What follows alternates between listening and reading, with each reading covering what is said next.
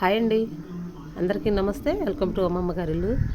ఇవి ఎందుకు ఎద్దు కొమ్ముల్లాగా పొడుగ్గా వస్తున్నాయని రోజు నేను ఈ కొబ్బరి బండ అనే చెట్టునైతే అబ్జర్వ్ చేస్తున్నాను. మా వారిని కూడా అడిగాను, ఇదేందండి ఇలా వస్తున్నాయి అని చెప్పేసి. ఆయన అన్నాడు, కొబ్బరి మట్టలు అలాగే వస్తాయేమో, నాకు మాత్రం ఏం తెలుసు అన్నాడు. తర్వాత 4 రోజులు ఆగిన తర్వాత చూస్తే ఇలా ఓపెన్ అయిన తర్వాత మేమైతే అప్పుడు అనుకున్నామండి, మా కొబ్బరి చెట్టుకైతే పోయిన వచ్చేసిందని.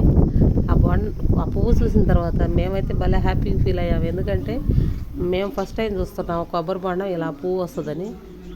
తర్వాత దానికి వచ్చేసి చిన్న చిన్న బొబుల్స్ లాగా బోండాలు కూడా ఆల్రెడీ దాంట్లోనే తయారవుతున్నాయండి.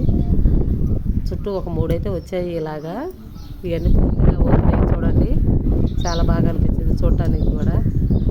ఒక పక్కన నల్లజేమలు అయితే ఇవి స్వీట్గా ఉంటాయేమో పిందెలు కదా, అందుకని నల్లజేమలు అయితే చెట్టు చుట్టూ అమ్ముకున్నాయి. పక్కన అన్ని అక్కడక్కడ తినేసినాయండి. నర్సరీలో మేము తెచ్చినప్పుడు దీనికి 3 సంవత్సరాలకే కొబ్బరి బోండాలు కాస్తాయని చెప్పారు.